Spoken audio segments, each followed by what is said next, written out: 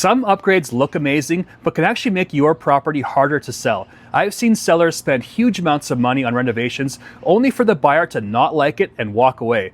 And in this video, I'll show you the most common upgrades that you can make to a home that actually won't add that much value. Let's get into it.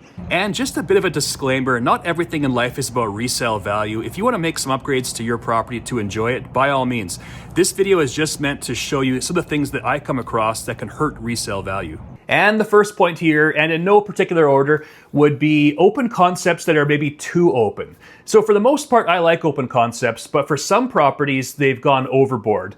Like if you're showing a bungalow and you walk in the front door and you can see the entire main level pretty much, I think that can be a bit of an issue. There's no escape from family members. You could have people working over here, cooking over there, and the kids playing over here. It's just a bit too much. It's almost like a bit of a prison. So I think it can be helpful to have some walls versus just a massive wide open space.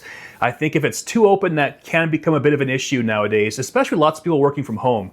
I think that's a bit more relevant these days. So if it's too open, that can be a bit of a turnoff to some buyers. And next up, let's go over some of the basement issues. Now, one thing that I find is quite common is if I'm showing a property and the basement has been finished, but there's no bedrooms, there's no bathrooms, it's just like a wide open space that has been finished, it doesn't offer that much value to the buyer. I think the real value comes from having bedrooms, bathrooms, and stuff like that. I think it can be a bit of a waste of money at times. Now, in terms of basement suites, I think the city is going in the direction where they want most of these suites, or all of them, to be legal at some point. And if you are thinking of developing your basement into a suite, I would definitely make sure that it's legal. I would get the proper permits, follow the city's plans, and make sure that it's done correctly. Because you could build it out, and it could be quite nice, but it's still not technically legal, and it might cost you money down the road to make it fully legal in the future. And I think it also matters where in the city you actually develop the suite. Not all areas are the same. Like if you look in places like Northeast Calgary, like Rundle, Marlborough, areas like that, basement suites are very popular and it will definitely help out the resale value. But if you're going to build a suite in areas like on the west side, like in West Springs, Springbank Hill, Aspen Woods, there are fewer buyers that actually want to purchase a property there with a suited basement. So it just depends where you are in the city. I think in more upscale areas, you see less tenants. So that's just one thing to keep in mind. Not all parts of Calgary are the same when it comes to the resale value of a basement suite. Next up is bright paint colors. This one is pretty obvious. And what I'll say about this is if you have some wild like pinks and lime greens, it can be tough to sell because a good chunk of the buying public does not want to do any work to the property. There's a huge chunk of buyers like that. Not everyone is handy, not everyone wants to do the work, and you can have a great property with just some weird paint colors, and it can sit on the market. So my advice for this is if you're enjoying the paint the way it is and it's served you well, but now it's time to sell it, I would probably paint it like a neutral white color. It'll definitely help out your chances of selling it. Next point is open kitchen shelving and glass cabinet doors. I don't see this too often in Calgary, but it's definitely out there. And I think it's a bit of a fad, and I think it's going to go away. It's not that functional. I think it looks great in like magazines and in show homes, but in reality, you get fingerprints on the glass cabinets. Open shelving can look kind of messy, and you can see like grease stains and dirt. And I don't think it's all that functional, and I probably wouldn't go down this route if you are looking to remodel your kitchen. Next point is converting the garage into a living space. And I get it, Calgary's expensive. If you can add additional income and offset the mortgage, it can help out a lot of people.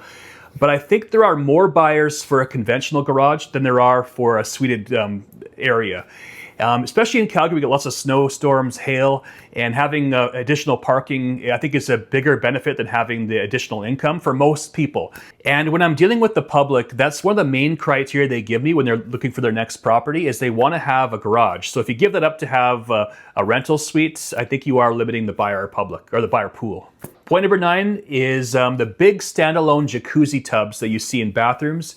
I find they're kind of impractical. They take up a huge amount of space. They're hard to clean around. So I find they just don't get used all that much, and I wouldn't be spending a lot of money on it because they're just not that practical in my opinion. Next point is marble countertops. Sure, they look fantastic, but they are prone to staining, and I find that quartz looks very similar and it holds up a little bit better, just more durable than marble.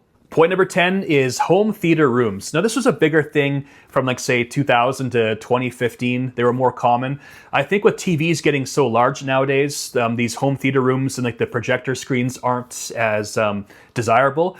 And I just find that these theater rooms are kind of like in the basement in dim, kind of tucked away locations. They're not all that inviting from what I've seen showing these properties that have them. And my impression from showing properties that have theater rooms, it looks like they don't get used all that often. So I'd probably shy away from having a theater room for the most part. I just find people would like to watch movies and TV in a more inviting location, like in the living room, versus a tucked away theater room. And if you're out there watching this and you have some questions, whether that be buying, selling, or relocating, I'd love to be a resource and to help you out. I've got some free guides in the pinned comment: buyer's guide, seller's guide, relocation guide, all free for download. And you can call, text, or email. I will get it and get back to you. Next point is pools. Now, Calgary is not the biggest pool destination, and if you have one trying to sell your property, it can be a bit of a negative here, especially like the backyard above ground pools. I've showed properties with them, and buyers like, we like the property, but we don't want anything to do with the backyard pool. So that can be a tough sell here. I've had indoor pools here, and you get into issues with humidity and all the equipment, and buyers can be turned off by that. I've had a few in Varsity Estates, indoor pool properties, and they were such a tough sell. I think one of them, we probably had about 100 showings before it actually sold. I think I showed about 20 times myself, which is very unusual in Calgary. And it was a renovation project too, and I think it was priced well. So buyers were turned off by the indoor pool. And the other one, a fancy property, we couldn't give it away though, and it eventually expired. So pools can definitely be a tough sell in Calgary. Next point would be backyard play sets and tree houses, things like this. And sure, they can be fantastic if the kids are using them, but they do grow up fast, and I find that most of the time they do look kind of run down and dilapidated, and most buyers don't want them included in the contract. And they'll actually put in holdbacks into the contract for the seller to get rid of them before possession. So if you are thinking of selling your property, you might want to get rid of these in advance. Point number 16 is bedroom conversions. And I'll give you an example. I sold a property a couple years ago in Varsity, your classic bungalow, 3 bedrooms up, 1,000 square feet. But what the seller did is they turned 2 bedrooms into a massive office with custom shelving. It was very nice, except most buyers who are looking in Varsity for a house, they want 3 bedrooms upstairs. So when you take away bedrooms, it does limit the buyer pool. And the amount of bedrooms, bathrooms, garage are like the main criteria people give me when they're looking for a property. So price, bedrooms, bathrooms, garage, basement development, these are all key factors for many buyers. And if you limit the amount of bedrooms, it can definitely hurt the resale value of your property. And the next point, let's talk about some of the kitchen items. And the first point here would be having a kitchen island cooktop. Now, I'm not a huge fan of these. They are out there in Calgary, not too common, but they are out there. I just think if you were cooking on the island, you'd probably get steam and grease all over the place. You might get grease on your chairs at the island. And I think you'd have dirty pots and pans all over the place. I think it just looked kind of uninviting to me. This is just my preference. Again, they're not too common, but I don't think I'd like them. And I don't think it would add value to your kitchen compared to having a regular style. And I also think having matte black finishing on your faucets and handles is not the best in Calgary for a few reasons. You can see all the finger stains and like grease marks on it. So everything kind of stands out with the matte black finishing. And Calgary's water is very hard. And over time, this kind of matte black finish will have a chalky white residue from our water. So it can be a bit unsightly. Again, not a deal breaker, just one thing that I've noted just viewing properties. And I'll give you 2 kind of weird layout things that I notice about Calgary properties quite often. And the first being the TV over the fireplace. So the fireplace could be like the focal point of the living room and the TV is above it. And the issue with that is you're kind of staring up like this, trying to see the TV. So I just don't like that. And the other point is having a master bathroom that's too open. And this is quite common in Calgary. And I would say maybe from like 2000 to 2015 in that era, it was very common. And so you could be laying in bed and you could be looking into your bathroom. There's no door on it, and your wife could be brushing her teeth or going to the bathroom, and it's just all out in the open.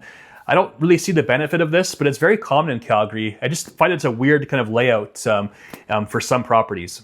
Next point are the bowl sinks. Now, they're kind of clunky, they get dirty, and I just don't find them all that functional. I think I'd prefer like a recessed sink over the bowl sink. Again, this is just a minor thing, but I just find it doesn't have much value in my opinion to have the bowl sink over the recessed version. And the last point here, and I would say this is probably the most important one, if you are upgrading your property, make sure that you get permits and get a professional to do it. And when it comes time to sell your property, the home inspector will find it. And I've seen plenty of buyers crater transactions because there weren't any permits done. And you could tell the work was done by a handyman, not a professional. So make sure that it's done properly with permits. That'll save your butt in the future. All right, we're done here and I'll see you on the next video.